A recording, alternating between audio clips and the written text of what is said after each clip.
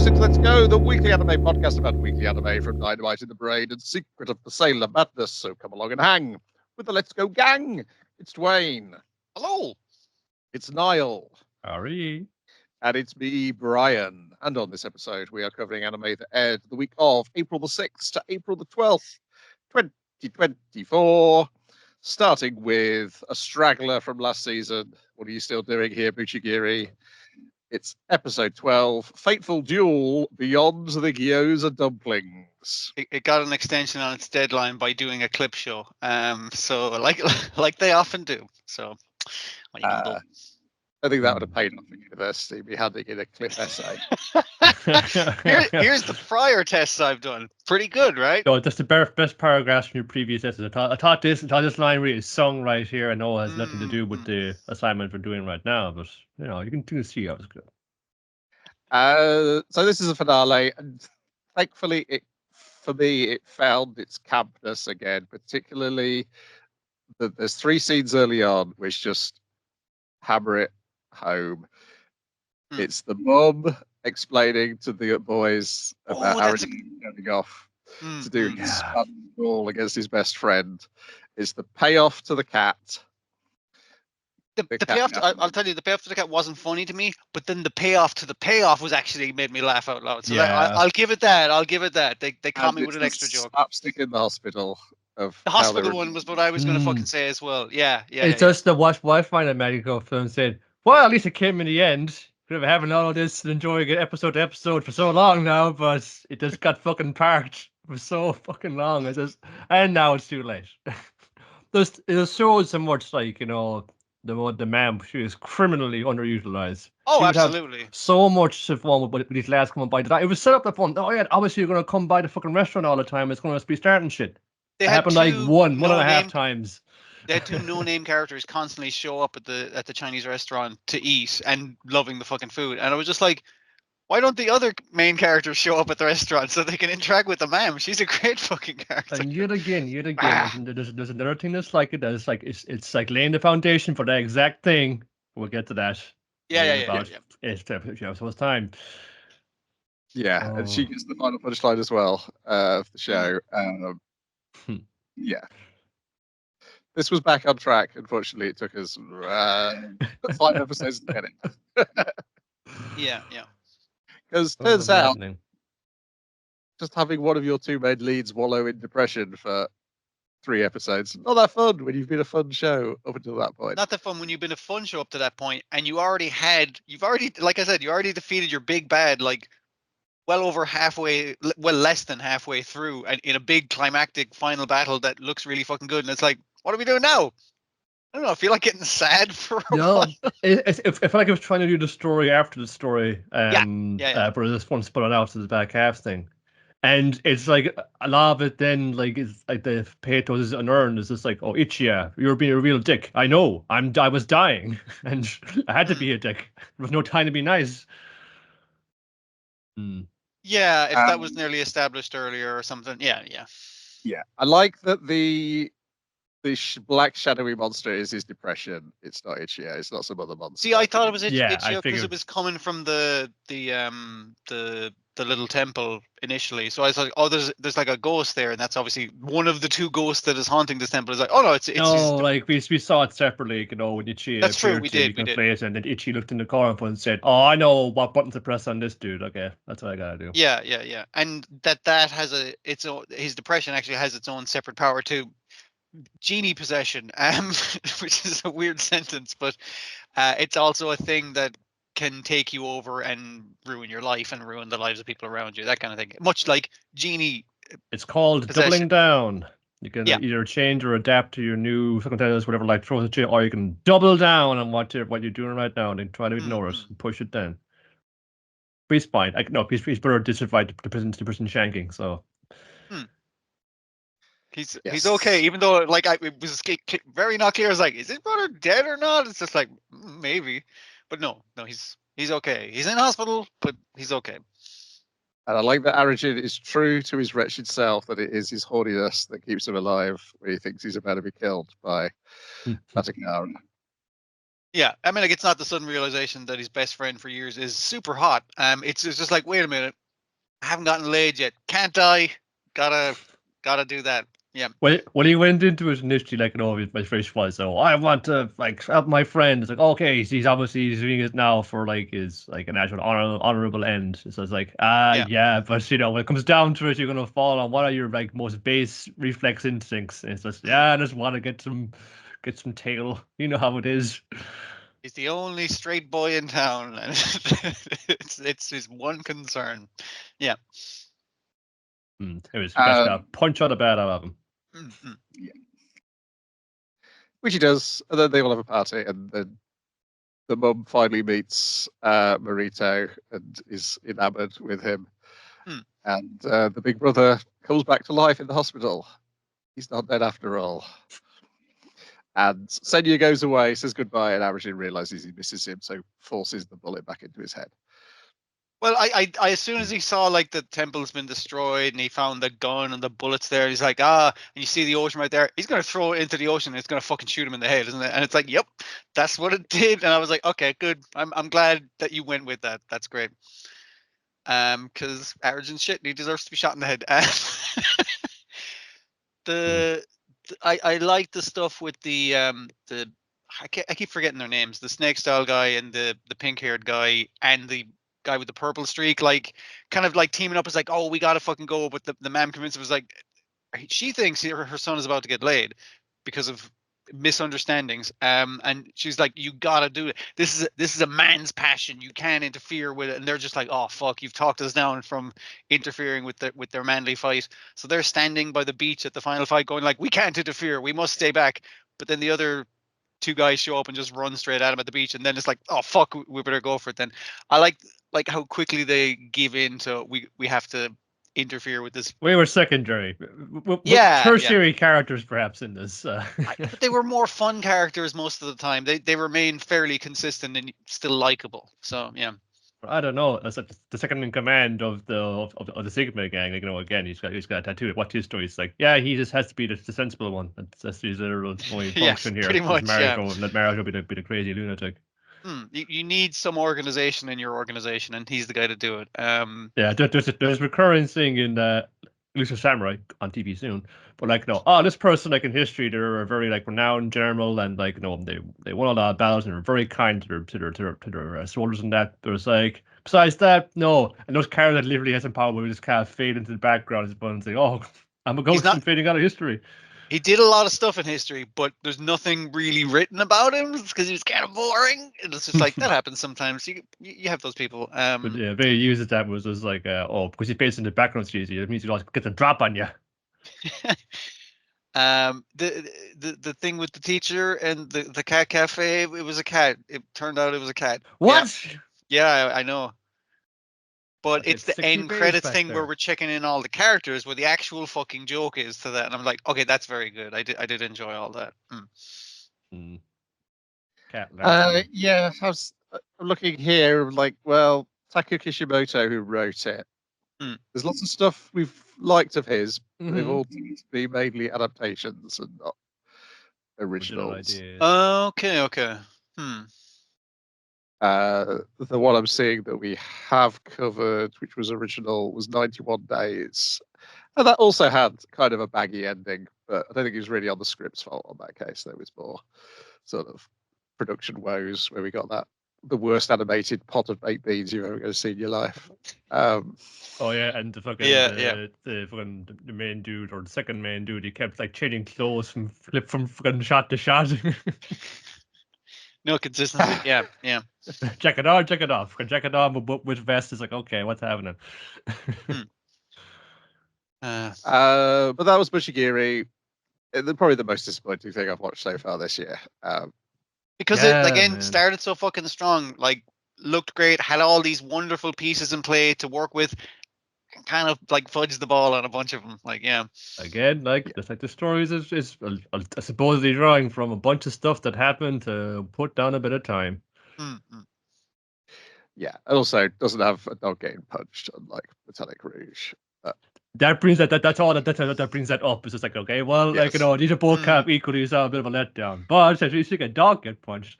And I guess like we had got like maybe the one good kind of end to end the scrap I thought there'd be a lot more of in episode 2 of Buchigiri. But that's again that happened very, very early on. Yeah. Like comparatively. Like this is just like two dudes slugging each other and it's very kind of flashy and all of effects and things. But it's not like just by volume what I was like hoping for. Again, like Metallic Rouge. And with like Skate the Infinity, I was kind of worried initially. I was like, wait, they're just gonna skate in this same not industrial thing. It's like a mine or something, is it? Like a disused mine. It was an old like like downhill road that led to steel. Yeah, mill yeah. or something. I was like, they're going to use the same fucking old disused mine / steel mill or whatever the hell each time. And it was just like, but when they keep pairing off different characters with each other, that worked differently. And I was like, oh, that's nice. So we'll get that in Buchigiri, right? We'll get Snake style, and then what else are we going to get? And nothing. I was like, god damn it. I suppose it had the structure of like an underground skating league to kind of to hang and something stuff off Yeah. of. So you used to have, this is obviously the villain because he's like, the fucking walking around like fucking Dio, but on a skateboard. So it's we all know how to hate him.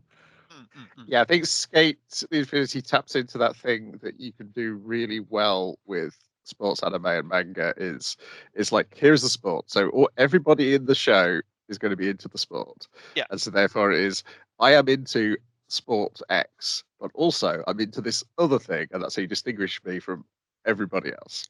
That's I do the sport in this way. This is how I enjoy it differently. Yeah. Whereas this is like two gangs. There's a difference between the two leaders of the gangs, and there's a bunch of other guys who don't get as much characterization. Then we all love fighting. New stuff. Jellyfish can't swim in the night. Episode 1, Jellyfish in the Night, in which we meet Mihiro Kazuki is our main character. Who is trying to sort of deny her interests of the past. As you do, you're a teenager.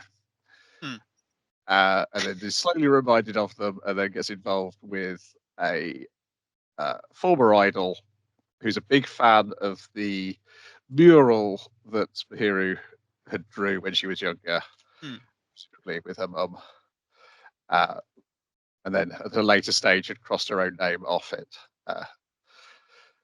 The amount of people, like characters kind of going, it's like, oh, that was way in the past. I've given up that life now. And I was like, you're babies. What are you talking about? That is very much a teenage. I mean, I know it is. It absolutely is. Like 2 years is a long time in teenage years. Yeah. From where I came from, rather than like trying to form a band, which I presume they're going to do. Or it's an artist collective. Art collective. Yeah. So, but they all feed into each other because, like, there's besides the main character artist, and then she runs into the idol. Like, no, she's like Mahir was also like on the phone to one of her friends who was just just seems to be at home on a computer all the time. So I guess there's some like popular streamer. So they worked that in. VTuber is what it's going to be. Well, that's still kind of streaming. So. Yeah. So no doubt. Anyway, if it was from my town, it would be underage drinking that they get into. Well, that's sort of the what they're trying to bypass people and saying, how do we show off this Shibuya kind of nightlife and kind of the subculture scenes that the kids are really into, but without taking them to bars or clubs or things, Like, well, it's kind of like what your boy Kome was doing, but that was kind of centered on this kind of late opening the stuff. industry of it. Yeah. So we kind of like, well, obviously they'd be into, wild kids and everyone, like music and drawing and being creative, that thing. And I dig as well what it is like put on from, like, while it's a feeling we're having with teenagers now. I think it's something that kind of you do feel at times if you're of a creative bent. It's just like fun. I haven't gone near that in years, and I feel bad for kind of just letting it kind of sit idle, fun. What am I kind of channeling that energy into? Or do I have energy? Can't get it back again? Because it's obviously still like a yearning in her. Like, she's obviously hasn't turned her back on it because her friends say, oh, why you're not drawing? You're still doing up our Halloween costumes for us. You're gonna do like that. So you are still some kind of like spark in it there. You're trying to You're still putting express the somehow. filters on in the I forget what they call the fake Instagram photos and that kind of stuff. So her creativity is leaking through, despite her going like, I don't draw anymore. That's been for years. And the weird thing is, a lot of her friends are quite supportive. It's like, that's our friend, the artist, and she's like, Yes. I'm not an artist anymore. And it's like, but you keep doing creative things unbeknownst to yourself. Like, yeah. Yeah. And it's really well directed. There's some great scene transitions. Yeah, yeah. The problem is there are 2 shots which set off alarm bells for me, and I'm like, I've been tricked by Miss Kobayashi's Dragon Maid before. Yeah. Other shows so made me think you're not going to be a creep show, and there's 2 shots which are full on being creepy towards its lead, and then that made me think about other shots as well. It didn't even have like the sensibility to go, it's like, I've just turned 18. It's like, or something like that. It's like, no, she's definitely a minor. They make that absolutely fucking certain. It's like, but here's a shot looking down her top. Oh, here it is again. Like immediately after. And I was like, fuck off. Here she is in the bath. Here's her butt in the bath. Like, you could have shot her in the bath without showing her fucking butt, and they chose not to fucking do that. Yeah, they go on just long enough. Like, I think you forgot about for one second. Maybe they got out of the system for one second. No, here they go again. Yeah, but that's maybe what I'm banking on. If one saying, okay, this is episode 1. Get it out of your system. Yeah. If it's getting it out of the system, or if it's a sign of things to come, like we don't know yet. I've been told that this is not a problem in episode 2, but episode 2 is not directed by the show's director. So I'm wondering whether it's going to be a problem every time he gets in charge of an episode. Right. But then the directing is nice, like in it other is. respects, and because it goes on the full fucking music video mode. When so they're kind of out in the town, and there's like this like I guess this old idol was put up her own posters over the Jellyfish mural, playing to her own crowds, and my hero was just like, get the fucking posters off my fucking mural is what I want to say. Then someone comes around and kind of goes like fun, saying, "Yeah, take the fucking post off that mural, fun. Who hits that song again? Yeah, keep it that way." It's like, and then they have this little kind of like impromptu gig fun, saying, "I'll show you, give me that guitar, I'll show you to play that song." And then it's this whole kind of montage of everything actually plays that song, and it's very nicely put together. It goes into that kind of mode like quite seamlessly. And including that scene, it has a lot of shots of like the camera like swooshing around in really, really interesting ways, like really using good background 3-dimensional kind of views. It works very well. The other thing I'd say is like, besides the thing of us like, because initially, like as a younger girl, back when she was young, she got won some contest where she got to do a mural, drew a big jellyfish thing. And then her friends were like, what's this weird thing? This is weird. Yeah, let's graffiti on it. Yeah, I don't care who owns this. And she's like, yeah, this does suck. And it kind of disheartens her. But like, it's the idea that both creativity, like how it can be taken away from you by outside influences, but it's also the thing of fucking cringe culture needs to be murdered in public, so nobody fucking gives a fuck about it anymore. It's just like, it's cringe to have feelings and be vocal about them. And it's just like, not really. It's a good thing, really. But as you will learn a later thing on the slate, the lesson is embarrassment can be the biggest impediment to your own progress. Yes, yeah. That's definitely one of the main themes they're kind of going with, because our other main girl is she was in an idol group back in her youth. She punched out some other idol who was running her mouth. I assume she had legitimate reasons to punch her, but it's kind of like that's a big scandal. So she is now still producing music, but like with no video footage. It's just like the title and her just playing. Put up there, It was kind of see as well, because like one of the heroes like looking into like the back. Oh yeah, she was this interview afterwards is big on YouTube and all the kind of things surrounding it. It mentions like the other one of the members of the other band she punched out, and you see like I think in an earlier news clip, oh, she's just fine, she's doing the fun talk show circuit, her career is going grand, no worries about her. Never stopped. I'm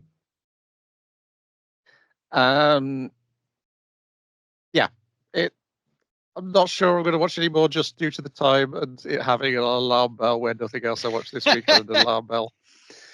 It's so good. I'm tempted to give it more of a shot, but yeah, I get where you're coming from, man. But it is perhaps the best looking thing this week.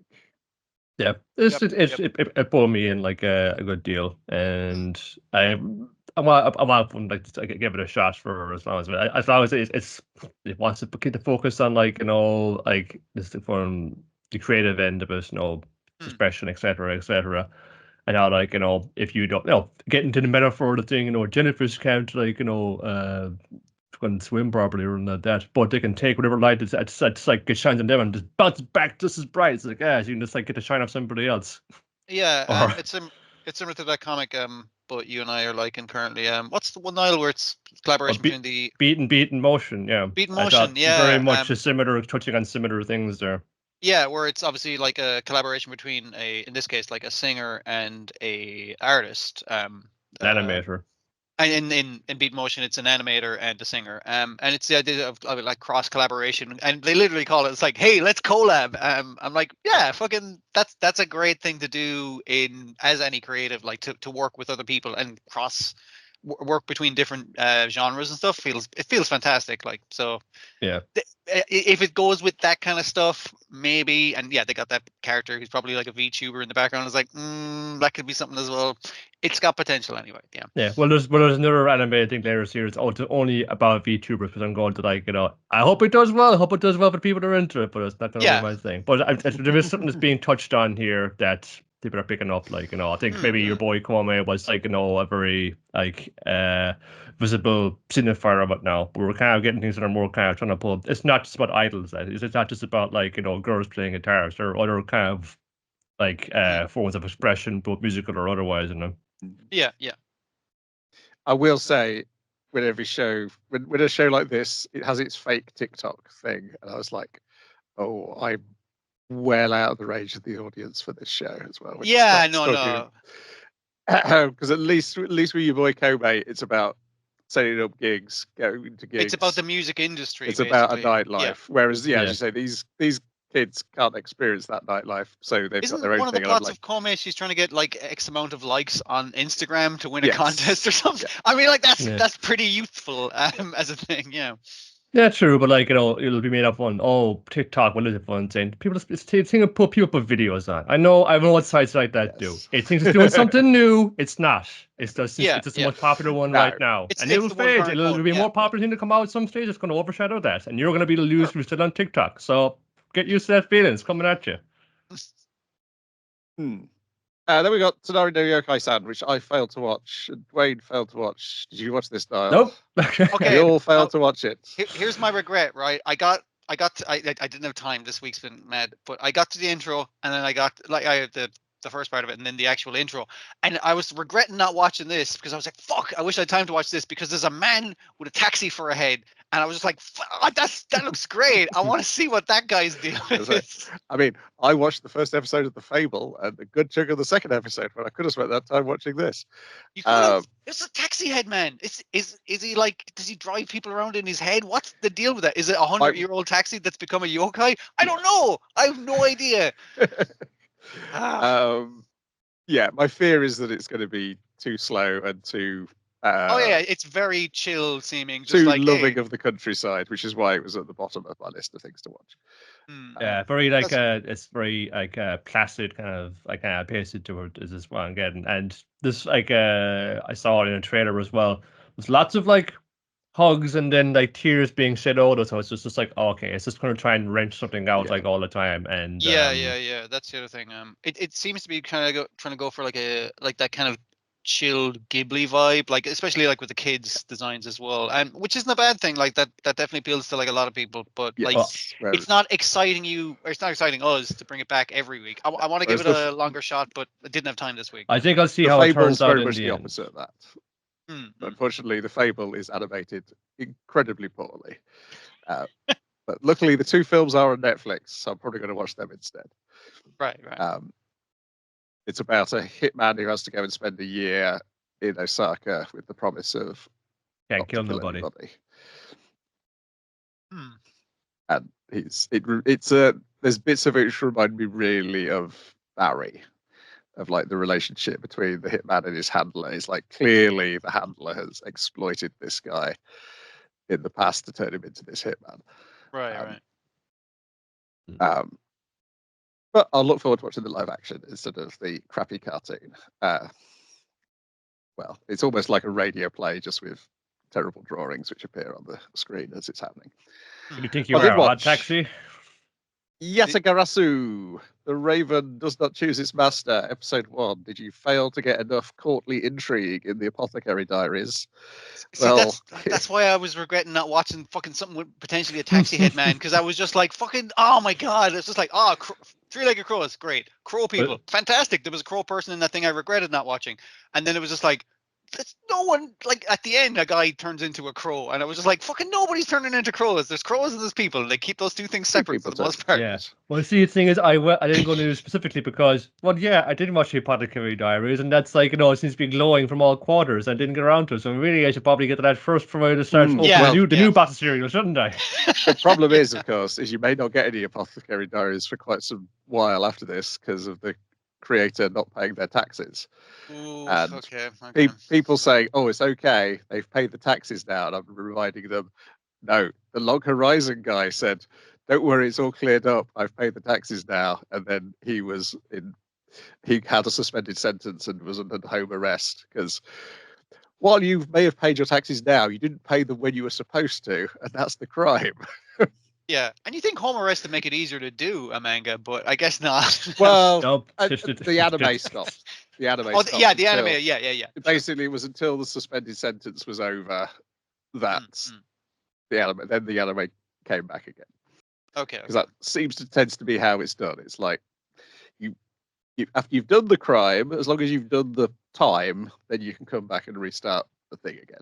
I mean, it's a lot of the stuff in Japan is like a very moralistic kind of thing. It's like, you smoked marijuana, that's a crime, and it's just like, is it a bad crime though? It's like, it's technically gangsters involved, so yeah, you have to naughty. You have to be pushed out of the thing a bit. That does need to be a bit like, can we spin this, because it's all about how bad or good does it make us look, that's all. The fun. Then taxes, everybody can care about taxes, but for the internet fun, yeah. I don't know. They got a weird fucking this disproportionate fucking thing for certain misdemeanors. Yes. And misdemeanors are what most of them are, like. Anyways. On to fantasy courtly intrigue between crow people. So essentially, they're looking for a bride for the heir to the throne, and so the four kingdoms have sent candidates. Well, I think 3 of them have sent candidates, and then one of them, a lady, showed up who does not intend to marry, or says she does not intend to marry the son, is just here to keep an eye on proceedings. I feel like I'm not with crow people courtly intrigue. I feel like I've seen this plot line as the plot of many young adult books where it's like America's next top princess or whatever the fuck, that kind of fucking thing. But she wasn't. Yeah, exactly. That kind of fucking setup. But like, it was her older sister who was supposed to do this job and had been raised from birth to do this fucking job of trying to win the, I guess, be the next queen. But her sister went sick. She's like, I just subbed in. I mean, like, I'm just here to fill out numbers, basically. You guys work away. And even though I'm best friends with the prince's sister, there's no way that's going to get me an in on the whole situation. It's just because her very name is an insult to the prince. I bet that'll piss off the prince at her and not at the current queen who gave her that name, calling the prince a horse. It's just like, I get mad at the ma'am at the queen for that. Like, it's like, why would he be because that's not his mum. That's sorry. I said the mother, and you're quite right. I realized as soon as I said it because his thing is just like, that's why I was like, why is she insulting her own kid? And it's like, not her own kid. So okay, that makes sense. Yeah. So it turns out that her son is the oldest son, but the priest said, no, he should not be the emperor. It shall be the second son, who was the son of a concubine.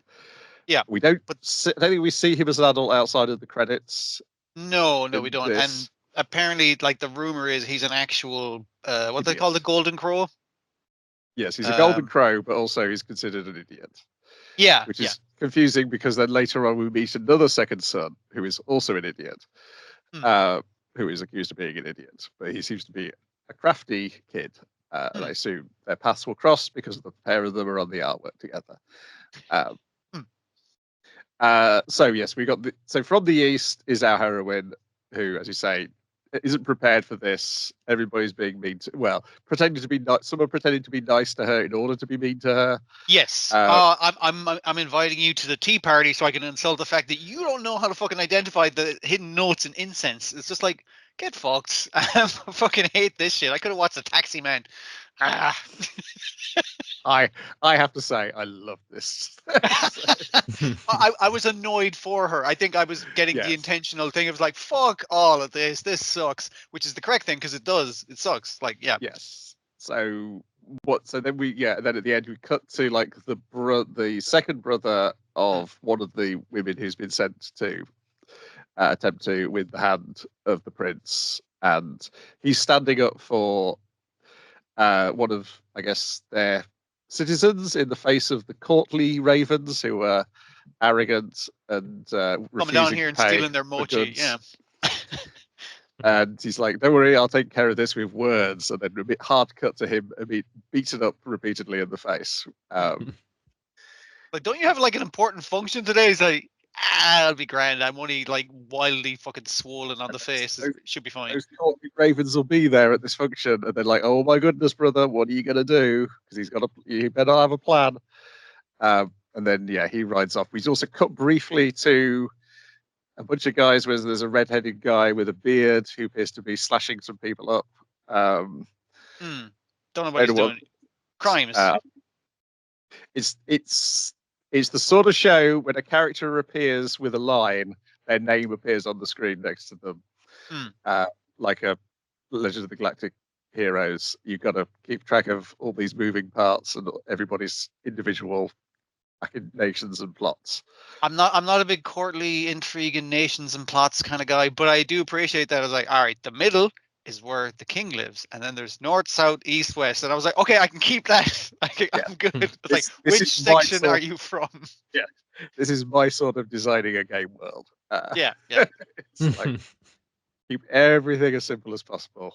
So, God, I should have paid attention as to which country has the rivers and which country has the rice, because they did say that as well, and I'm just like, okay, I've forgotten immediately. But yeah, they divide up the main crop of each individual part of the country. It's like, okay, good, that'll tell you a bunch about the people. Fantastic. Yeah, that was Yatagarasu. The Raven Does Not Choose Its Master. It's pretty well animated for people sitting down, being snide at each other. I don't know whether I'll find the time to watch any more than the first episode, though. Well, summer looks pretty slack, so if you really want to, so you can always look at it then. Yeah. And this is the opposite of the chill summer of the other Crow show, because this is like the very frustrating Crow show. Sunday on Disney Plus, we've got Go Go Loser Ranger, episode 1. In which episode 1's We Are Justice, the Dragon Keepers. And which we're introduced to our anti-hero, Fighter D. Hey, it's you. Oh man, I'm a lover, not a fighter. What's their name? The grunt units of this. The dusters. The dusters. Because you blow them up in the car, they blow up in the cloud of dust, but that dust comes back again. They reform from dust, so they're like putties, but they're made of dust instead of putty. So I was just like, you got to be made from some generic thing. So when the hero horrifically fucking dismembers you, it's just like, it's fine. I'm okay. I'll just reconstitute, because that would make the heroes look really bad. I mean, like, they do look really bad when you watch the show, but to the public who are watching these basically fixed fights. Yeah. There was like a real like conflict between good and evil, between Sentai team and the evil like villain organization at some point in the past, but they totally kicked their ass and killed their leaders, and it's like, okay, that's part of the arrangement. You're gonna like kick your ass every other week and make us look really good to maintain this facade. It's every Saturday morning, isn't it? Because it's every Sunday, because Sunday. That's when they're keeping the kids out to the park, and we're gonna have a little live action show. The Sentai team are gonna beat up the monster for real. I'm surprised that this is kept up for 13 years. This is the other thing. It's like the real life park performances that they do Yeah. for the tokusatsu shows, except this is both real and fake at the same time. It's somehow faker than the park shows, because at least the park shows maintains itself as a show, whereas this is like, oh, hello, member of the public, you know you're risking your life by coming in here. You could be killed by the dusters, and there's like, hasn't there not been like a casualty in like a decade or more? Like it's just like, yeah, but I mean, like, they are monsters from outer space, and they will fucking Yes. kill you if they get the opportunity. Well, So never let an alien invasion, go to waste. That opportunity to build like a massive multimedia empire with live shows and a huge 50,000 capacity stadium. You could charge them like people like out the wazoo every Sunday to come and see the same fucking fight over and over again. Yeah, I like the fact that again that there's this meteor castle that's floating in the sky, chained to the ground, and they just build a stadium underneath it where the guys come at like a regular as clockwork every Sunday at and the prime Dusters time have or to whatever. design new monsters for them to fight each week as well. They don't even like the heroes don't even input. It's like, hey, give us like I don't know, like a dragon or something. Like give us something cool. The Dusters like, fuck, did we do a lion already? It's like, We did yeah, a we lion did a last lion. year. We can't do it Fuck, again. fuck. It's like, What about tigers? That's like a line. Yeah, tiger is pretty good. We just go with that. And also, it's like they're dragons, tigers, the two fun things, rivals, north and yeah. south, always against each other in the feng shui. Like, yeah, totally do that. And this is That's the after you symbolism see there. the Sunday morning show play out, and then it kind of like cuts to an hour earlier, and them going like, "Fuck, what do we fucking do?" And they go like, tiger truck." How about that? Is that anything? That's good enough. Yeah. It's very good how they distinguish the personalities of the Dusters just by body language and body shape, because they're all dressed they have exactly the number the on same. their shoulder, Yeah. but yeah, they're mostly they come across really differently, and that it is quite good considering. I do like the Duster design actually. It's a very Scuttlomania. yeah, I was thinking Skullomania thing. It's the classic fucking neckerchief and shit, man. It just looks good. So Dee's problem is he feels like even though their leaders were the executives, as they're referred to, were defeated ages ago, he still thinks they should be trying to invade the Earth. And so We he shouldn't be breaks making a away. new monster every week to get defeated. We should be making a new monster with the intention of beating them this time. That's what we should be focusing on. But the rest of them are just like, we're kind of giving up on the whole world domination thing. It's not So a thing for he us. attacks the Red Keeper after the fight's finished, doesn't he? And then infiltrates disguised as this black-haired human teenager, where he meets Yumeko and Hibiki, who are like lower leveled. So they've got apprentices, apparently, each of the. Yeah. It's basically like one of the Dusters was going for the human audience during the show, and one of these guys, I think it was her actually, with a lightsaber, essentially like cuts that fucker up, and they're just protecting the audience. They'll take care of the minor monsters, the Dusters, not the big monster of the week, which is one of the Dusters who was reformed into a big monster that they've just come up with on the fly in the last half hour. Yeah, I will say this first episode, I thought the music hurt it. It's the first thing I've seen in ages where I thought the music is actively making this worse. What was not working for you? Was it too bombast or? No, it wasn't bombastic enough for me, I think. Okay. Now, I will say I watched episode 2, and episode 2 is where the show proper feels like it kicks in. It was just setting up the premise in this one. Yeah. That was the main flaw. I enjoyed it, but it was the main flaw I found. I was just like, okay, you're just establishing what's going on and where our main character is, where he's just like, maybe I could try out for the Rangers, and it's just like, yeah. Well, I've seen a similar energy to this as well, so I want to see it go in its own different direction too, which is that despite what it is, though, I have seen the regular superhero setup from like the villain's point of view. We had that one that recently enough where it's like, she's like the vice commander of the villains, he's like the Red Ranger, and they're in love, but they gotta keep it secret. That was kind of I regret not going back and watching that, because I did enjoy it. Just we didn't have time we were watching enough other things, and I was like, yeah, but it was very fun. Like again, we've had various fucking Sentai shows for long enough that it's just like, the format, so they can like mess with it a little and have a little fun with it. Yeah.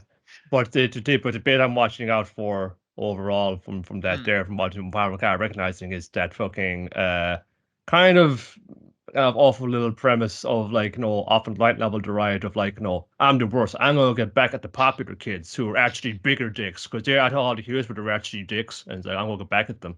And I wouldn't want to get fucking too deep into the weeds like that. You don't want it to be like a total incel show. Yeah, I get you. You've already got this sense that it's opposite, but you also get something as opposite because, like, the blonde lady with the lightsaber, like, she has just these blank eyes that stare right into you. And it's like, there's something not right. Yeah, I think there's someone else who wants to wants to flip who's inside his organization. I think it's going to be her because she's the one who's also encouraging him. And I don't know what you've done. I don't know what you're like, an evil henchman, but there's something about you. They want to encourage, like, whatever you're. Every line she said to him at the start when he seemed to be just a spectator coming in for the regular Sunday show it was just like, that's not entirely like a good guy thing you just told me there. It was the thing I was thinking. I was like, there's something up with you, but that's what they're trying to get across. And it's also when you see you're introduced to the Dragon Keepers, and you see like the blue keeper has got scars all over his chin, and the green keeper, you can't even see any of his human face. He's got the mask over his exposed mouth in the helmet. Yeah. So yeah, it's like clearly there's going to be multiple other plots going on for all of his characters. He's probably infiltrating something far more complicated than he thinks he does. I kind of hope it does the reverse thing. I think you were saying, Brian, that you love about a good Sentai show where there's this internal politics of the monsters, where they're all vying for position. I hope it's that, but like on the Power Rangers side, rather than because with the monsters are just like, we're just the regular fucking schmo monsters here to get our asses kicked. There's no fucking pretense about them. They don't even want to take over the world anymore. They're just giving up because they've lost 999 times by the end of this episode. So yeah. It is Keiichi Sato directing it, and he's the man who knows his way around these kind of things. It is. I will say the second episode makes me think like he's only interested in the superhero stuff and the comedy stuff, though, because there's a lot. That's not a bad thing necessarily, but yeah, okay. That stuff looks great. But this is also adapting a manga, so it's like, okay, it's yep. It'll have probably its own big ideas trying to get at, but he's going to be the guy who's like, he has the experience, but we're going to start things to the screen. Yeah. That was that. Then we've got Train to the End of the World, episode 2. What was the title for this? Supposedly, maybe, presumably. That's it. Yes. It's for a lot. It's like, are we there yet? Are we there yet? No, I'm trying to straight around, Mike. So help me God. She does try to turn the train around as well, which is great. Unfortunately, space is warped and the water is rising, so actually they have much to go forward because the tracks are being swallowed up as the further they go on.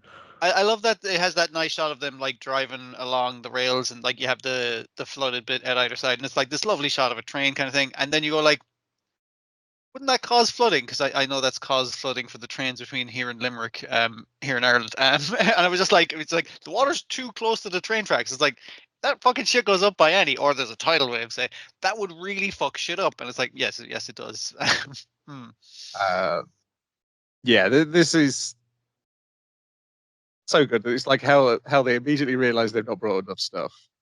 Well, only one of them packed, and one of them, the one who packed, was just like, I put any old shite. She just brought the basic elements of food, like fucking all like condiments inside. For fun. So yeah, but there's no like, I bought a pasta measure. There's no fucking pasta. What's the point of this? You bought fucking chicken preserved condiments. What's the point of getting nothing to put them on? One of them is kind of like, oh shit, I didn't bring any money. Can I borrow some money? And one's like, I'm not fucking lending you any money. And I was like, I bet she doesn't have any fucking money either. That kind of thing. The melons grow supernaturally fast in some mysterious fog. Then they think they're going to see. It's not Nessie. It's something along the names of. It's like a local Nessie. It's something Essie. Yeah.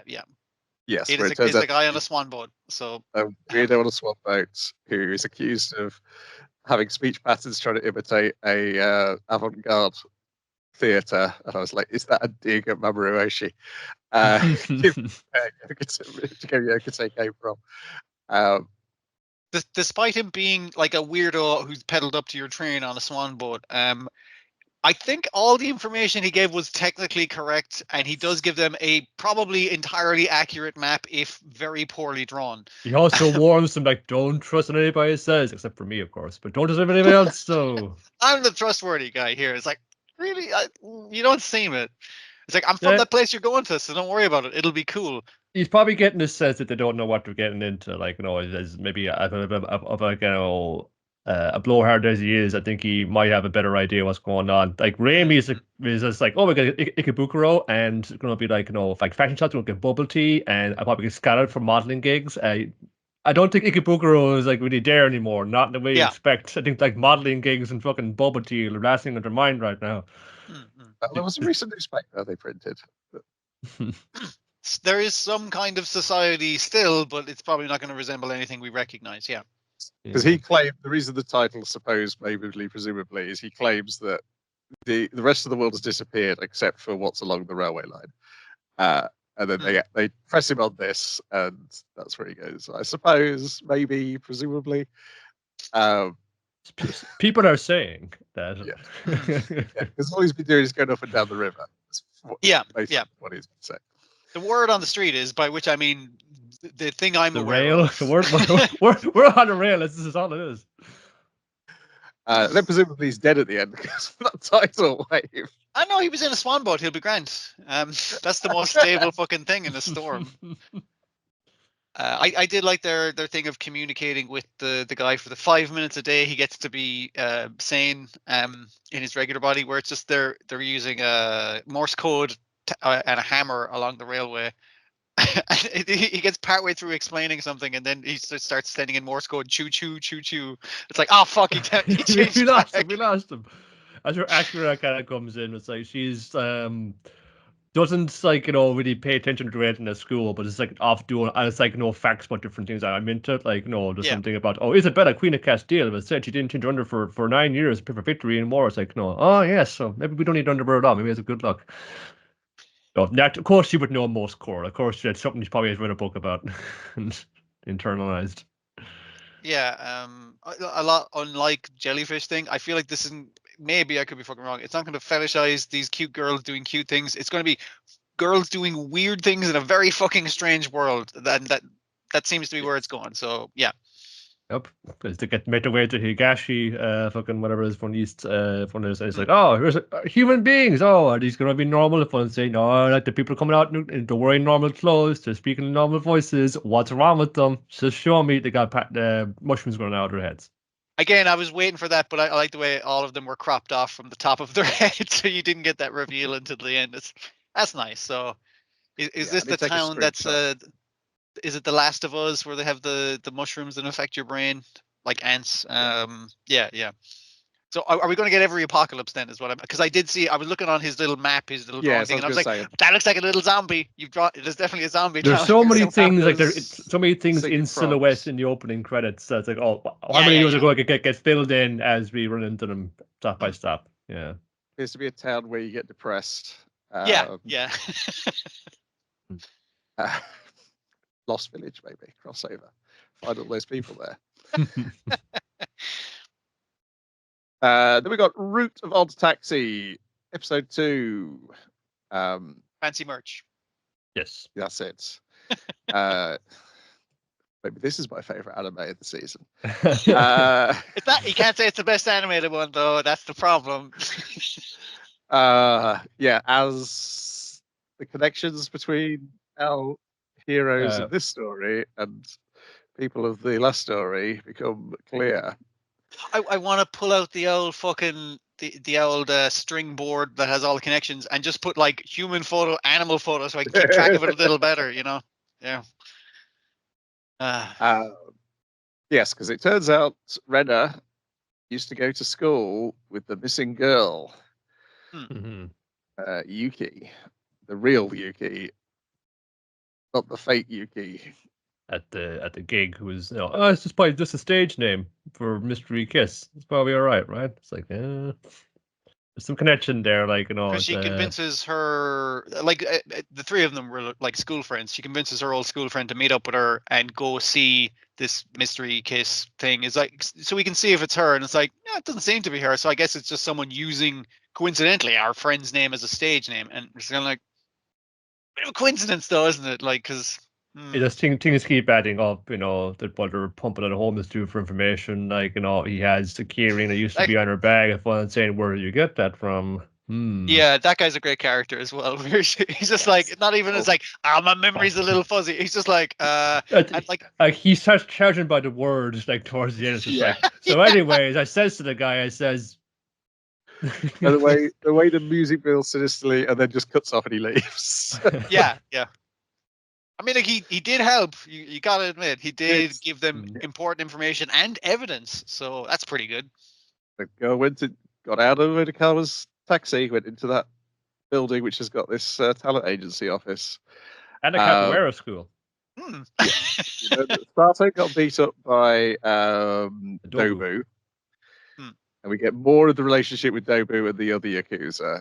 Oh, that's so good that he's like old fashioned. And I was like, yeah, that fits everything we've seen. And most of the Yakuza are like, yeah, we use the head these days, man. It's all about like, fucking insurance scams and shit. That must be the tapir, because he's talking about how the sauna's helping him with his health. Yes. Yeah. And so you see Yano coming up and I thought, who's this guy? Oh, it's kind of greasy, wearing a suit, little dude. That's Yano. I can see the dude in the tracksuit behind him. Yeah, that's him. Like you don't even see the dude in the tracksuit. Like he's cut off from the door frame because he's a polar bear. He's very tall. I'm like, he's actually just further up on the stairs. But I was like, that's a really good way to frame it. Like, yeah. Most importantly, though, we learned that Sato has a collection of rare erasers in the office. Oh, he's the mole. He's that fucking guy. He's that little bastard mole. And it's just like, that's his luck. So based off of that, I figured out kind of how his luck is. So he's lucky, but also extremely unlucky.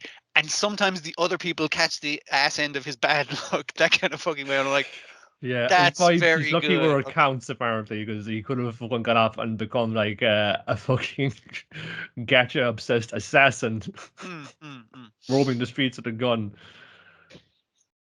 Yeah. And then we're getting more stuff as well about Yuki's dad, because they're talking about his performance. The secretary mentions watching the show when he was younger and how it was he had a different reputation to the one he has now. It's like, what, they made an eraser, that guy? It's like, he used to be quite handsome back in the day. I love the fact that secretary is like just some random background character, but she keeps interjecting into the conversations, often off fucking screen. But she's there in the office, in the detective office. Yeah, I also like there's other like day-to-day detective stuff going on in the background. Yeah. It does feel like a workplace, and it's not even that you guys like, you used to know when you went to school, you're too close to this case. He's just like, no, this is my case. You do your case with the taxi driver. Like, I'm not interested in you doing my job. They do. And we get Kabasawa's viral video as well this episode. In a live action it's even funnier in live action, I gotta say. Yeah. Who is this dude? He's someone who's always never fit the consequences of his actions before. That's who it is. Dear. Just loving the way it fills in the details and seeing the connections and. Yeah, there's like it's been a while since I looked at any OddTaxi. I remember the fucking debate, the broad strokes for it now, but like, will that hurt me now going into this? Like, it was like I'm surprised, but actually, it's just like it's known like the right way to just like very subtly just kind of like tease it out of your brain. It's like, it's all in there, it's all up here. It's like, and it's just to kind of tease it out, and it's just making those little connections to the prior show that kind of, like you say, easily come back to you, but it's doing that while also making its own connections within itself, and it's doing a really like wonderful job of that so far. I was just catching like just the end of scenes from the original run before it cuts off. It's just Dobu getting into the back of Odakawa's taxi, and then it's like, I'm gonna go for a ride, you and me, and then you don't see that ride, because you want to see that ride, you watch the other stuff. You've seen it, yeah. It's like seeing the thing between Odakawa and the cop before. It's just like, we've seen this scene, but not from the perspective of detectives watching this scene happen. That kind of way. The next episode, we're getting Kakihana. Yeah. I'm sure we'll be even sadder as a human being than he was as a gibbon. Oh dear. Yeah, it's like fun. Again, like I said the other week, there's the fucking the Twin Peaks of anime because everyone said Yep. this one girl seems to be tied into so many different lives and much has been removed. It's like it all comes unraveled. And it's I was gonna say reboot. It's a sequel. It's like, I didn't need a sequel. It's like, yeah, but the sequel they're doing good shit. It's like, oh yeah, again, very like your very like it. Yeah, and Well, it's not the because it's same both weird. writer. It's based on the comic, which was by the same writer. So Yeah. Okay. that all interconnects. And it's well made. Let's say the stuff with the music and the direction is superb stuff. It does this like this like great thing where like you the opening strains of the closing music and it's just something's about to get fucking like peeled off right now. It's like what's gonna happen? So was it drop? Why are you gonna drop on us? It's just like spooling up and it's like oh, yeah, it's good fun. Just for Japanese TV, just for certain, let's say, look for some of it. That's probably more down to the kind of the nature of the ones that I watch or tend to watch. Yes. So. Yeah. Then we got Bartender, Glass of Gold, episode 2. You get 2 parts here. You get Old Pal and One for the Road. I'm glad it's in 2 parts because I feel like any of these would be too much stretched out to like the full 25 minutes or whatever. But yeah, this feels fine. Yeah, well, that's like probably a goal with it kind of come about. I think they might be trying to like deliberately try and change the feel of it from the old Yes Humor Game of God one, which was kind of ponderous and dreamy. We get lost in the reverie of the whole thing. But it's trying to like go at different go at a different way of things here, and it's definitely like again, it's just him coming back to the city after being away for a long time, different So it's cities, different reestablishing, countries. yeah, So it's yeah. coming back in, and things are kind of different, and from what this guy, as we kind of seen that one version of him in Bartender, but he seems like completely unassailable. It's just like he runs into like get Cranky flustered. customer. Yeah. He's helping out a dude at another bar, and like oh Jesus, it's 20 seconds. I didn't warn you about this dude. He just comes in like this. He's super sad because this is his friend who he was the old owner of this place, but he died. And no matter what you serve him, he's going to tell you it's bullshit. Okay, here, have a martini, sir. Sucks. What else you got? Daiquiri? Sucks. What else you got? It's just like, oh, he's just trashing everything he's doing. I mean, like, I assume he's paying his tab, but he is being really shitty. It's just like, if you got any other fucking crap for me to drink, all right, fucking whatever. See you next fucking month, because he comes in once a month to do this, basically. Yeah.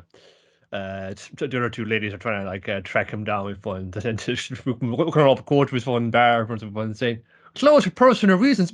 Again, motherfucker. Keeps on hours, and so again they're trolling the bars trying to find him, and he's at the guy's bar who's open the late late. night stand-up bar, yeah.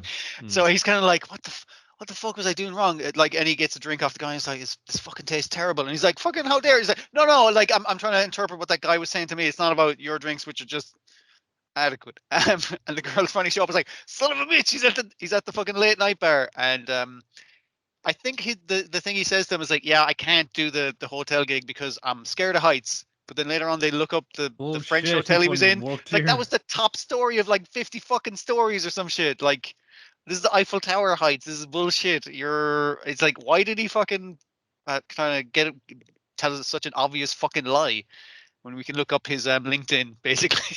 He's just trying to duck you, yeah. For some reason, only known to himself.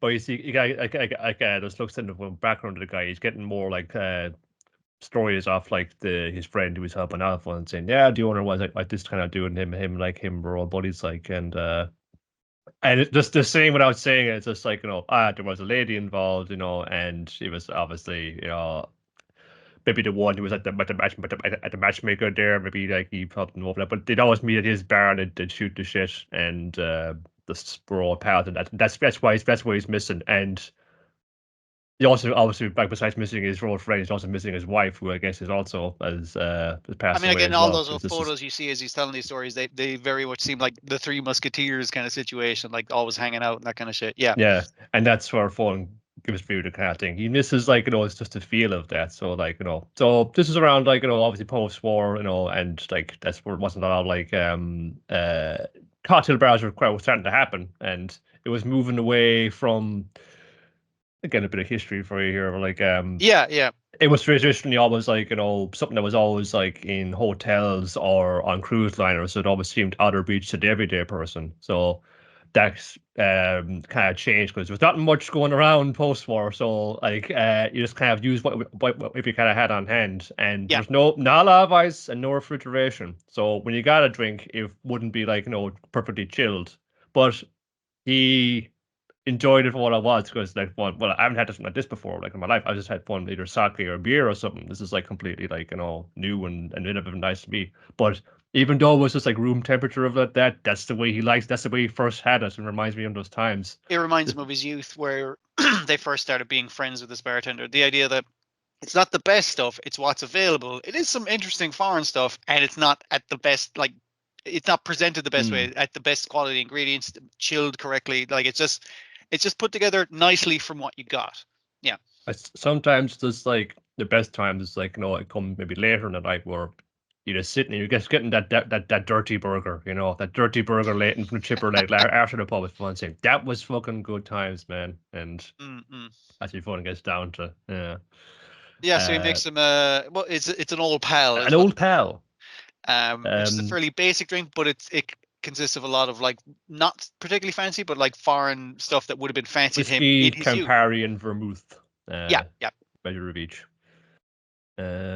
It's colorful and bright, and it's like, yeah, that is actually the kind of thing he'd make. And he's like, this reminds me of times with the old man and the old missus. I might come back here again. Yeah. And also, here's my business card, and it's like, I fucking heard that name before. Where have I heard that fucking name before? It's like, it's the same card that you won given, basically, because this is the guy they're trying to get. This is the boss of that hotel who wants. It's like, I want this guy working in my in bar, because he knows how to deal with the customers. I'm a very ornery customer, and he did a good As we job. know, sir, we're trying to break him, but he's just not giving. Whereas Barrett again right now, we're still here. But and another woman comes in out of the rain. She's soaked to the bone. She's like, or like, the fun business suit and the case is always had her one wife and saying, well, let you know, I've been to 3 really bad parties tonight. I'm not in the fucking mood. Okay. So there's gonna be like, something like, that would she says she wants wants to keep drinking but doesn't want to get drunk, or wants to get drunk. No, she wants to get drunk, but she doesn't want to feel like she's drinking because she's been drinking enough. And he's like, I think I could put that together, but I'm gonna need to step out for a bit and get some bits. And she's like, yeah, fine, whatever. And she's like, she's on like a third cigarette by the time he gets back. And the entire time he's there, while she's there, she's calling him a motherfucker. Basically, it's just like, you fucking bartenders, you're just fucking like scum and shitty people. Fucking fake. It's a fun fake smile. It's fucking face of fucking assholes. Like fun.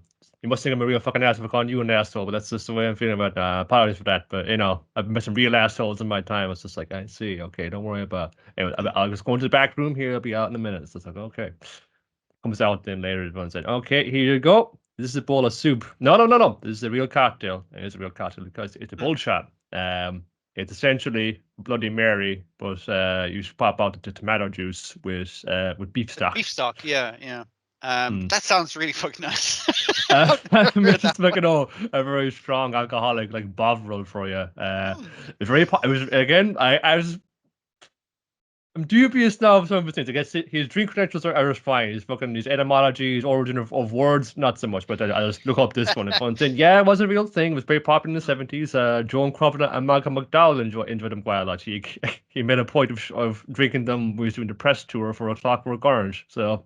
The thing I can see is an appeal. Like, I'm not a big shots guy, which is why the fuck am I watching the show? Because it's pleasant. But I was just like, I can see the appeal of just like, have a little bit of soup.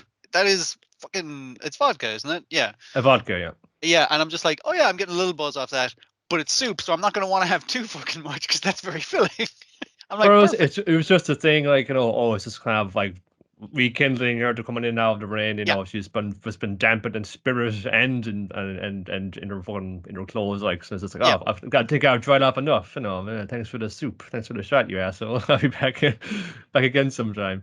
Yeah, like he basically talks her down as like, if it'd be, he has some line where it's just like, I'd prefer to be an asshole than just to be like a poor fucking bartender. So I do want to serve your fucking needs, even though you think that's kind of bullshit. And And they're like, how the fuck did you know what to fucking get her? It's like, I saw her case there. That's a lawyer's briefcase. It's a specific style of fucking one. So I know the kind of bullshit she's been in, and I know the kind of thing that would have suited her thing. And they're all I like, think- oh, we gotta get this guy. I think he knows as well, like kind of like the sort of character that takes it on and saying, yeah, she's gonna be fucking like, you know, like cussing you out, but it's coming from a good place towards a good thing, and she's kind of put up with like fucking like divorces and like, you know, issues of fun, It's like basically he sees that child fucking settlement and all that. Like, it's just he sees that she's custody. projecting how she feels about her job onto his job, and he's like, okay, so you're having a hard time, but you're taking it out on me.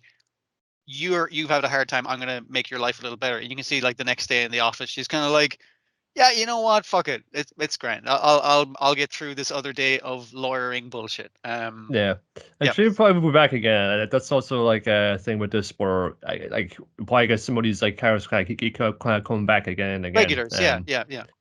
We got regulars at that. I'm interested in doing this thing, like, you know, the other bartenders that are in the thing, like, you know, because obviously, like, Ryu's got his philosophy, his like, approach to things like that, and what's the rest of them there. So it's nice. It's going to be like, you know, you're seeing a bit like there's an active world going on outside of just his bar. It's like, you know, that was the appeal of the old shoes. This feels like, you know, it's like a liminal space is the bar. Yeah.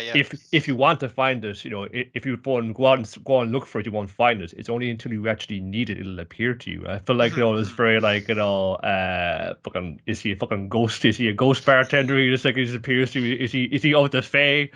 But seeing much more of the humanity of both him and the clients, I think, come to the fore. And it's kind of fun to kind of contrast that with the guy, the two women actually actively looking for him to give him a job, and they're just like, "Why is his bar always fucking closed? This is bullshit." Because he's always flitting about with his airy fairy barness. Yeah. Well, maybe it's less like a ghost or a fairy when it's some kind of cryptid. You just gotta like catch him, and bring him in, divulge his secrets. Right. That. Less alcohol being consumed over on Monster Island. Well, they're underage. As we go back to Chibi Godzilla Raids Again, episode 1 of season 2, Shin Chibi Godzilla. In which basically they just explain the plot of. They do their same plots, and they explain. They take to the top 10 sites of Monster Island, of which there's only 2. I don't know why that joke is always funny, but it is. Yeah. All right. I thought it was going to be a very cute take on Shin Godzilla, but saying the government doesn't do nothing. I mean, like of Monster Island, probably not. Yeah. And then we get the plot for this season is they're going to cure Mechagodzilla of his grandiose delusion syndrome. That's not what it is. I got memory loss. They're treating him like the kid who's just like, I've got a spirit trapped in me, that kind of shit. It's like, oh yeah, you think grandiose delusion? No, I really do. I got amnesia. Yeah, I can't remember what I've been programmed to do on this island, but they're just like, yeah, he's full of shit. This one, okay. A little bit. What does that yellow button do? Gives you lemonade. Yeah, that was it. 2 minutes. It was fun, but this is just a re-establishing for people who've not seen the first season. Yeah, but I mean, like while reintroducing all of our chibi versions of the monsters, it's still got the good man's eye between mostly Godzilla and Mechagodzilla. It works quite well. Yeah. Dislikes mouth explosions. Then we've got Delicious in Dungeon, episode 15, Dryad and Cockatrice, which are heroes. Back, baby. And so they will consider eating food with faces on it. I mean, it's not people. You gotta admit, it's not people, despite how much it resembles people.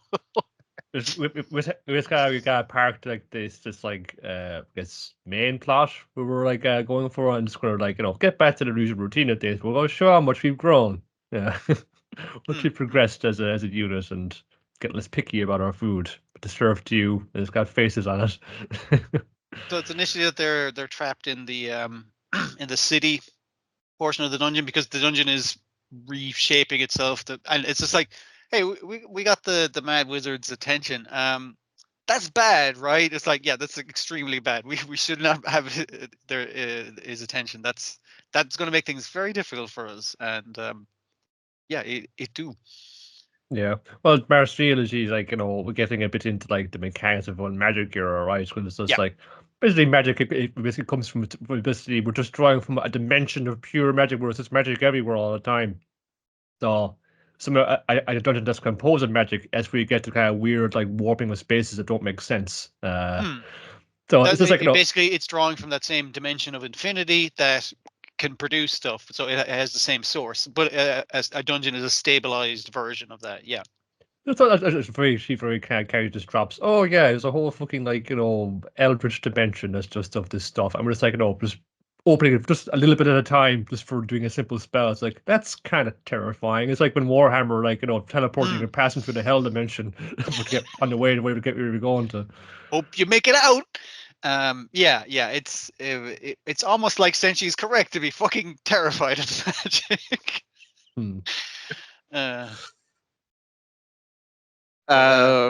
Yes, because we get Laos learning some magic, so that we're not having to rely. I mean, like your sister can do magic, so you can definitely do magic. You could do magic too, Chillistruck. And Chillistruck's like, absolutely not. No fucking circumstances am I doing magic.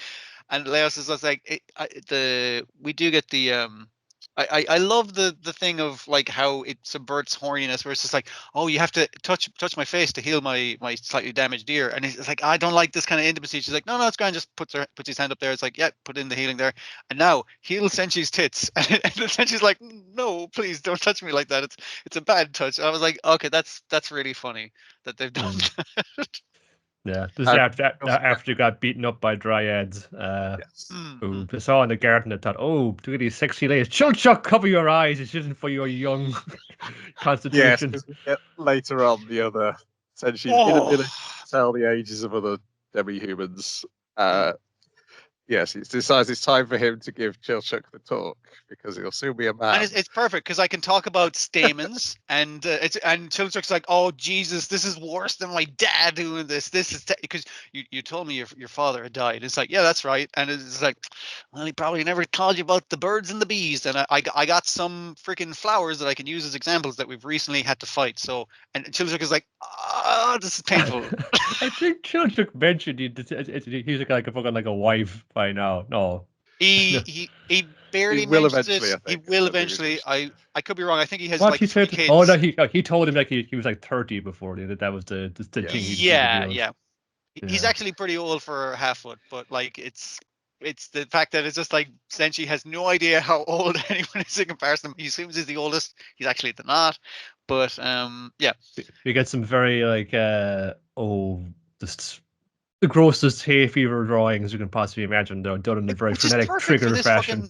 Because it's spring and a lot of people's hay fever was fucking hitting them like a dump truck right now. So it's the fact that it's like you cut open a dryad, no problem. They're fairly soft. It's all the pollen that comes out of them is the fucking problem because they're just leaking noses, leaking eyes, and you got your 2 fighters who are immediately immobilized after killing like 2 dryads, and it's like, well, we're in a lot of trouble. So Chilchuk is like, I'll be your eyes, Senshi. Oh fuck, it's going into my eyes as well. This sucks. Yeah, then after he's done the spell, Laos collapses because he's got mild sickness, and then in case you hadn't figured it out, a couple of episodes ago, the ghosts come up to him in his hallucinations and say, "Let me die. Please let me die." And then they mention something to do with the wizard before the hallucination ends. Again, like Laos is getting plot information, but is not the character that you need to give the plot information. And he won't tell anybody. He's comatose on the floor going like, I fucking hate doing magic because everyone's left at that stage. It's like, you feel better, Laos, we'll see you later. Like, you're just mana sick, don't worry about it. And he's just like, oh great, ghosts are telling me they want to die. Fuck this. Magic sucks. It is a correct reaction to the situation, but also you're getting plot information. Well, I suppose they would just say, "Oh, quick, being a baby. I gotta do it on time. I mean, magic every day over here." How do you guys feel? And then in the back third, Marcel gets attacked by cockatrice and turned to stone, and refuses to sit in the position they told her to sit. She was about to. She was about to. It's the lead up to it because she has to be, because because Leos is out of it. Like she has to be like the frontline fighter, and we can do the thing of we distracted at both sides, but it's kind of like what kind of noise did he make? Because she has to do Leos' job of doing that, like make herself look real big. And she's like, fuck, how the fuck am I going to do that? And she attracts its attention too much by making a giant explosion because she has both heads' attention. It's like shit. This is bad. And it's like, did you get? And it's like the zombie thing. Did you get bit? It's like, no, I'm fine. It's like there's a giant snake head, fucking like currently still stabbed into you. Yeah, you definitely got bit. Okay, now turn into a ball. Like, one, close your mouth, cover your hands, and like Like, what? make your, like, This will help, right? No, I'm just trying to get you in a good way before you turn to stone. Before I turn into what? Then she just is stuck. like even the thing of like telling her to take her pants off because she still has the skirt kind of thing is just so you don't have like long heavy legs made out of stone that would easily snap off. It's like, yeah, fuse into like one crouched into yourself statue rather than, you know, like a statue where things can fly down your throat and whatnot. But she's in the most awkward position. They're like, shit, this is bad. What do we do? And it's like, and You Senchi's better kind of try looking. everything. He's looking at the leftover dryad stuff, like the it's like dryad artichokes or something. I'm not sure what they They're got on the off. buds of it, and like, Yeah, that's it. these are on the turn already. I gotta go and cook these. Oh man. And it's like, oh, while she's curing from the mana thing, we can use her to prop onto the pot as pressure to ferment it. Because Leos is kind of like, how long does it usually take to come out of like the petrification poison? And he's like, well, for a human, it could be like 100 fucking years, but she's pretty magic, so I'm guessing she'll cure pretty quicker than that. And they're like, I don't know, 5-6 years. Cool. Best estimate. so they have her statue propped up on the thing to put pressure on the fermenting. Well, he's saying like, no fun. Oh, these are all kind of like herbs are preserved now. Also doing the same Yeah. for this meat. It's all being preserved in like holy herb stuff like that. So maybe it'll be okay. And we're gonna put some like like this is like it's trying to stop with this like plant. It's meant to be good for the skin petrification. We'll put some of those on there. On her essentially like a override. beauty slices regime. they put on there. Now I'll get what I'll try healing her if we can kind of work some of that in there. Maybe like when I work after a couple of days, if one said, "Oh, geez, it fucking worked."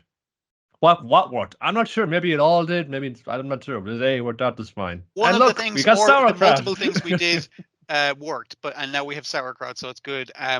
And we only broke off your eyelashes a little bit, but other than that, you're in perfect fucking condition. And she's going like fun saying, "Wow, these guys, they really worked hard for me, and they did all those things like that." There's something there's something I gotta say to them first. They gotta hear this. Don't do that to me again. I'm not a fucking object you've stolen I'm not your a food paperweight. Don't fucking do that. Just fucking idiots everywhere. It's great. Good food. It's I don't fucking know if our last good meal we had was looking like assembling a warg skeleton. It's just like, yeah, but it's something more appetizing, Good. Then we've got Windbreaker, episode 2, The Hero of My Dreams. You gotta get you a Kenny. Yeah. You gotta get you a Midoriya. We gotta get you a Speedwagon. That's like vital that someone can explain what's going on. And this guy has a notebook. That's how good he is at it. Dear. What's this lad's name? I'm trying to find a list of characters. Or the other kid. The new character. Yeah. The new guy. Nerdlinger. Yeah. He looks the part. Nirei. Nirei. I was close. Nirei-linger. Yes. He's another first year, and he wants to also. He's joined the gang, and he wants to be a hero. He's impressed by them by being heroes and stuff. Unlike our hero, who has only learned this yesterday. I like the fact he shows up to the restaurant. It's like, this is fucking bullshit. Get off my back, old woman. I shouldn't have brought you here on a piggyback. And she's just like, oh, my back is at me. You have to lift me. And it's clearly he's too nice. He's way too fucking nice. Yeah, what he reminds me of is sort of, he occasionally does it now, but not as much, is when Chopper can't take compliments and gets very angry. Yeah. He's too cool to take compliments. Like, clearly, I know you asked him. You asshole. Yeah.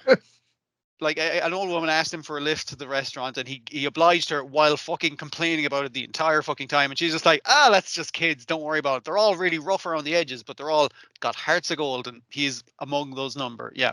Why are you here anyway? Like, isn't the fucking like orientation? Isn't it till like after 1? It's just like, oh, she was sorry for his first day of school. No, I'm not. I was just walking around town, going around town. Exercise. There's nothing else to do in this burg, you know.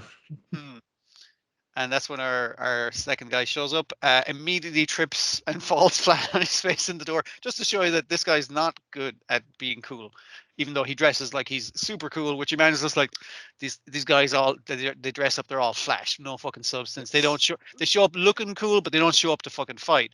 Yes, they say they want to be fights. When a fight breaks out, they run away. And which was this not guy what this can't guy fight, did.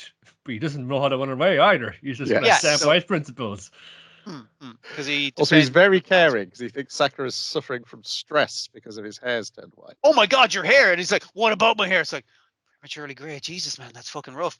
And like again, the joke continued later on of like, is this like, man, you can't be we're stressing about these things. It's like, why not? It's like, you'll go bald. It's just like yeah.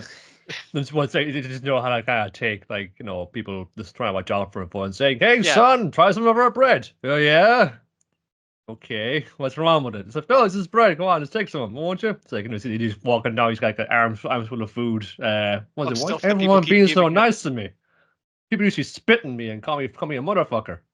This is weird. It sounds weird. Is it something to do with me saving them the other day? No, that can't be it. This town just must be fucking full of weirdos and freaks. It's like, yes, like you. They're like you. They like you. And it very slowly dawning on him is like, oh, actually, this is like the perfect place for me. Yeah. So meanwhile, Nirei has protected a woman from being sexually harassed and is about to get his ass kicked. Yeah. He did the right thing. He's refusing to back down, which is real cool of him, but he can fight good. So that is his main flaw. But fortunately, we have a main character who can fight real good. We don't even need to show you the fight. He can fight so good. Yeah, it's just a hard cut to him having laid all these fucking guys out. So, yeah.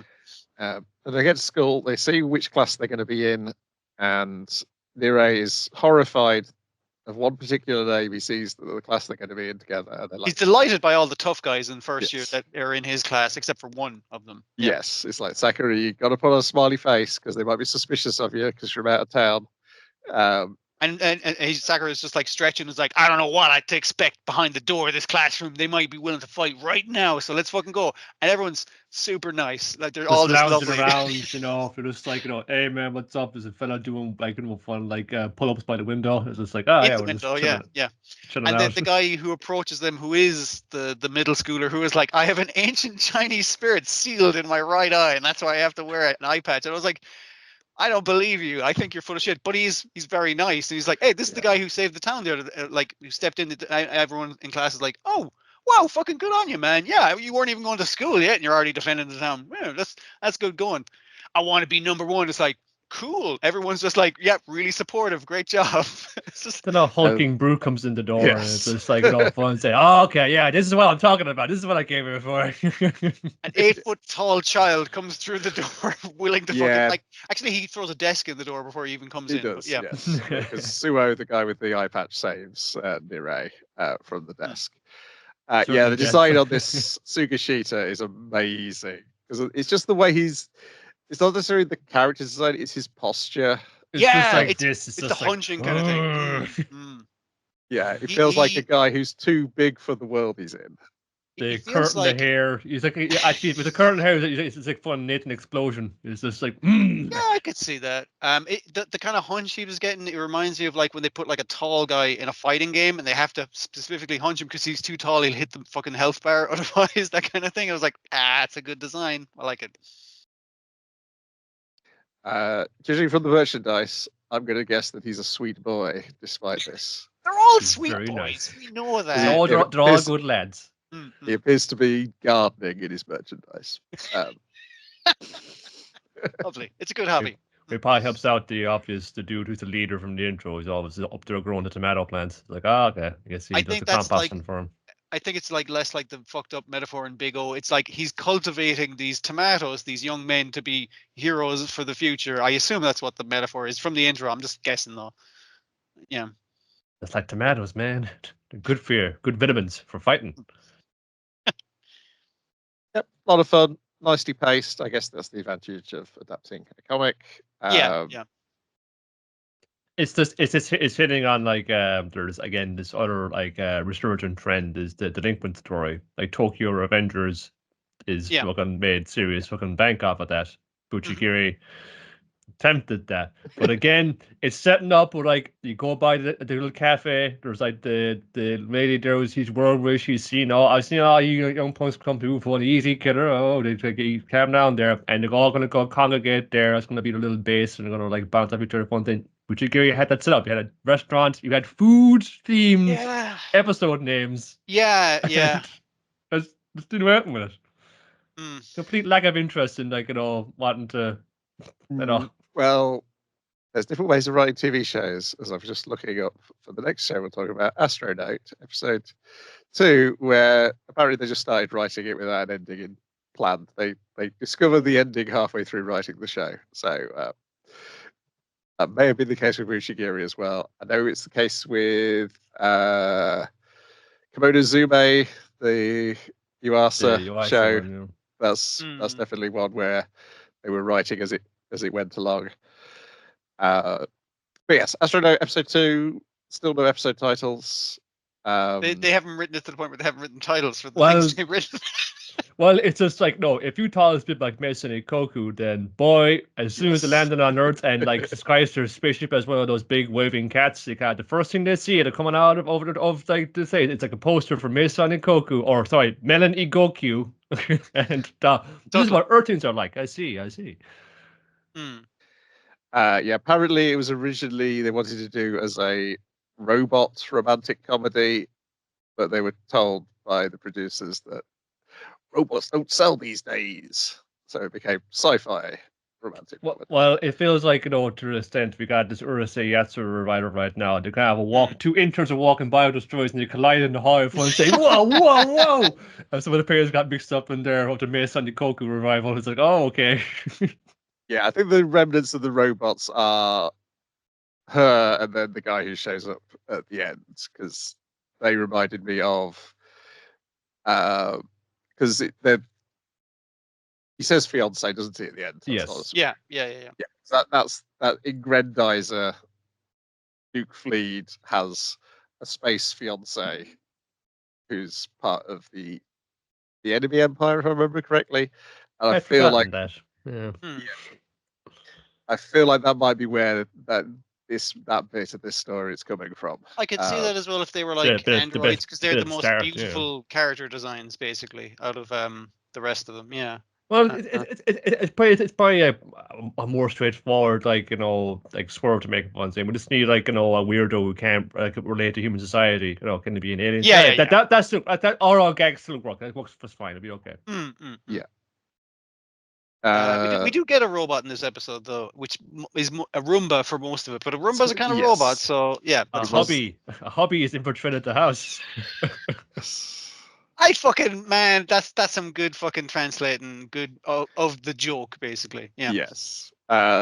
This is the bird who was spying on them last episode turns into a Roomba and investigates the house, and I love it when it's horrified when it gets into the idol's room. Because it's like all I gotta do is search for the key. It's like this place is a fucking mess. Yeah, like emerges from underneath her dirty clothes with like eyelashes attached to its robot eyes. And wearing a bra as a hat. But like the idea of it just going like, I am never going to find this fucking key, expressed through a Roomba, which is very fucking good. So yeah.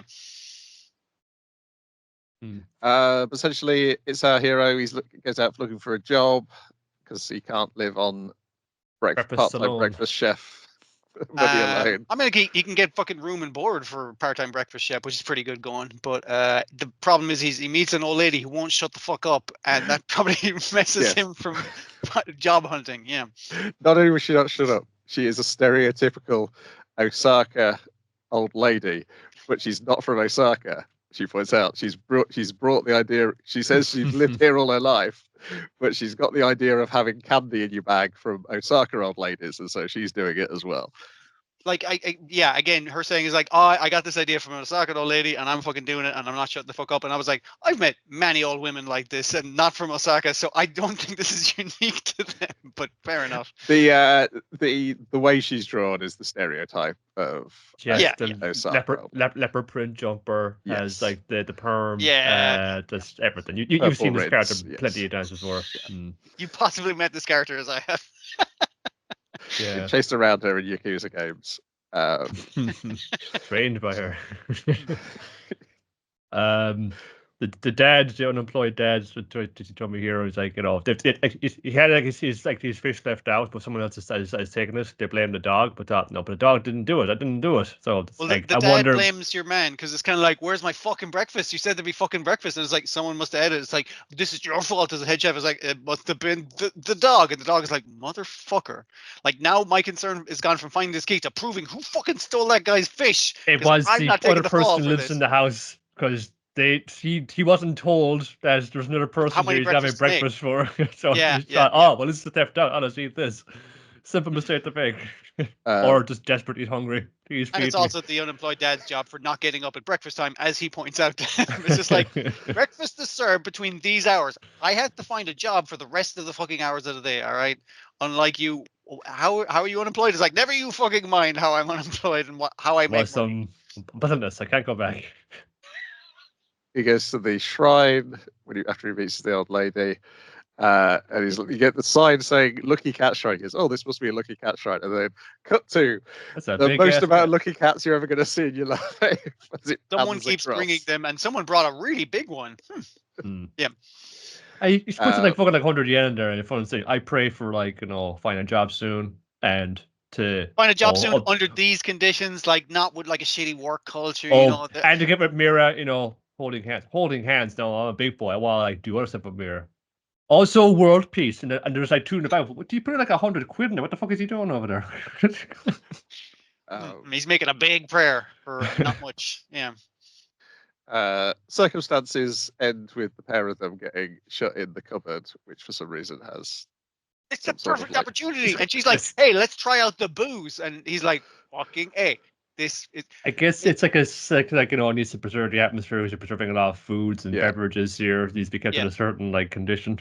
Yeah. Yeah, it's got the door has an air seal. However, it's also linked to the electricity of the fuse fucking box. house. Yeah. Which is set off by the Roomba trying to be caught by a small child, basically. Wait, no, is the child chasing the dog? Who's the child chasing the dog? The dog has a gun. Dog chasing the Roomba. That's it. Yeah. Yes.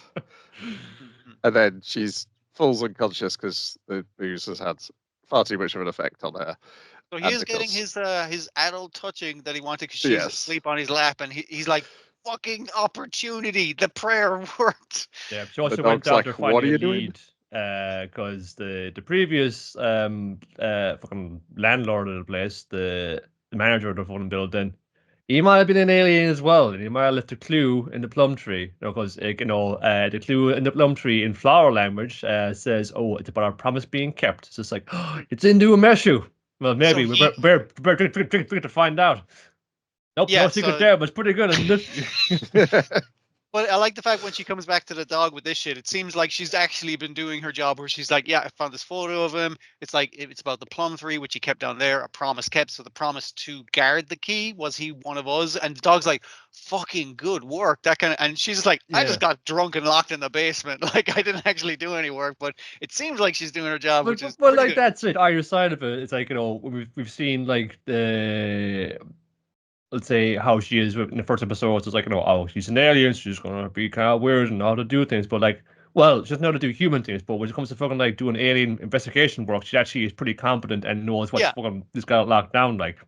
And it's going to see like, she's not fucking like a bystander in this thing. She's actually actively fucking involved, trying to carry out whatever her fucking mission is here. She is carrying out a mission. She also wants to watch movies and do cool Earth stuff at the same time, because Earth's pretty cool. Yeah. Because that's the other thing, is she's thinking, well, it's a lot easier life being a human than being a space princess. It's not the political intrigue. I just get to fucking get locked in a basement and drink booze and have nice breakfast. It's just like, this is pretty good. This is living the life, I think. This is all going back in their hollow letters to their mother, but dearest mother. That dog giving out about the lies in her letter is very funny as well. And also the dearest mother thing was making me think of Cromarty, so Yeah. that's always good. Yeah. And then the fiance shows up just as they're about to go and watch the Blu-ray. He's like, "What's up? I'm here finally." Tender embrace, and he's like, "What the fuck?" It's like, "Yeah, I'm her fiance," and he's like, "What?" Yeah. Yeah. He does get some good fucking reaction faces. I'll give him that. Oh, they're good. They're good in this. You know, it's just like got that. It's a fun. It's a fun person. Different character designer, man. It's just like this. They do a good, like, attractive human being, but also in this, like, also have this little weirdo with an egghead and with the form we see the idol in her fucking like civilian clothing. He's just like, completely slabbing out. It's just like, you guys like, not afraid to go a little bit kind of like ugly and embarrassing with people either. They aren't all perfectly sculpted this Adonises or anything. Yeah, and her getting information about the previous landlord was making me think that old man is something weird, because he's like, "Oh, I knew him for 50 years," and it's just like, "I've been living here the whole fucking time." I was like, "There's something weird about you, not the fact that you're like a completely different character design from a different fucking show." Yeah, I'm wondering what his deal is, but maybe he is just an eccentric author with a head larger than his body. Who fucking knows?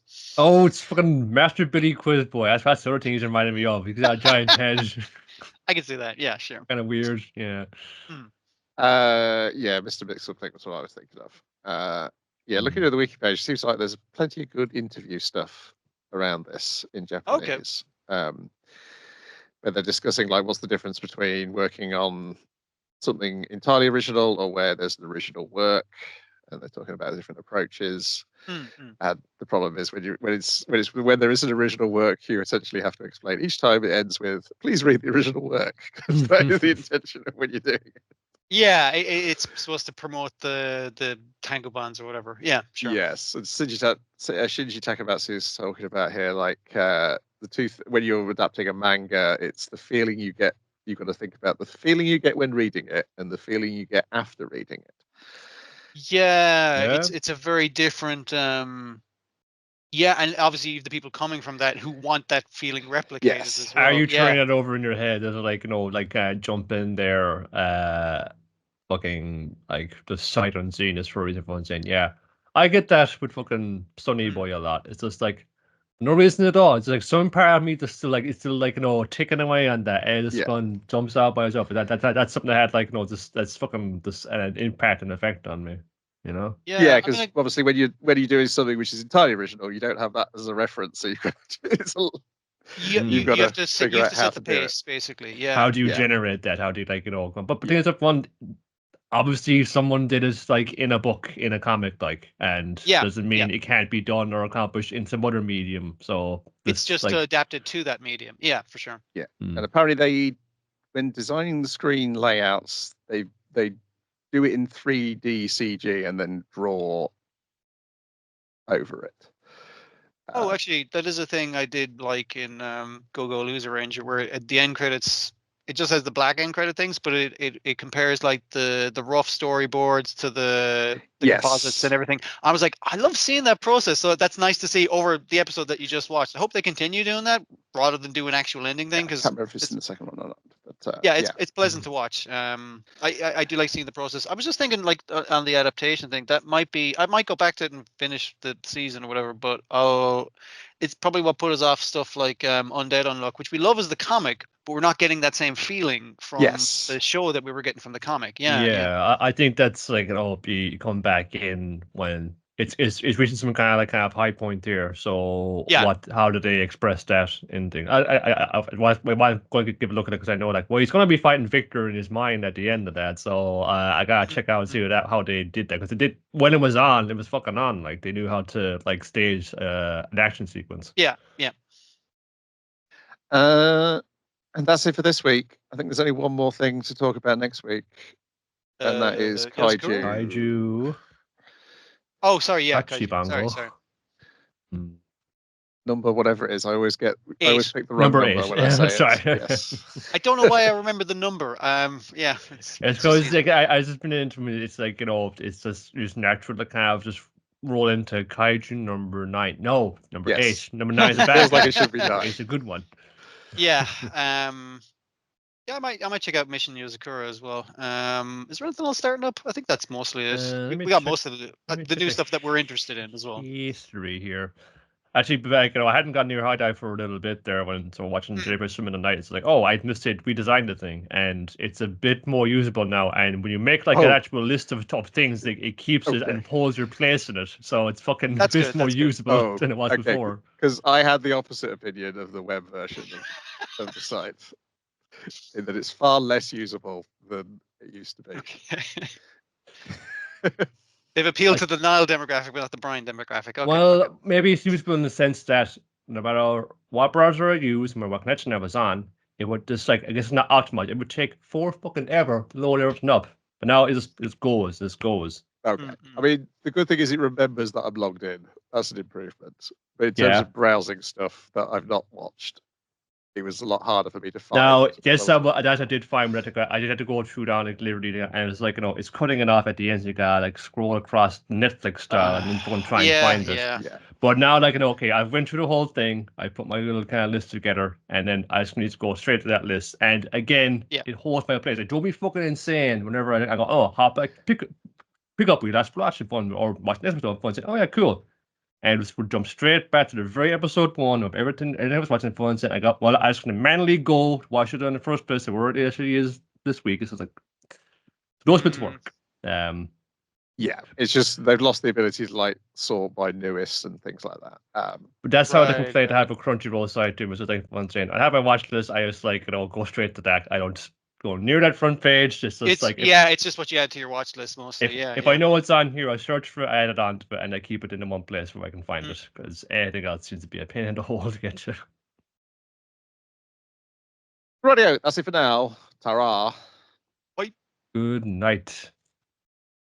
Good.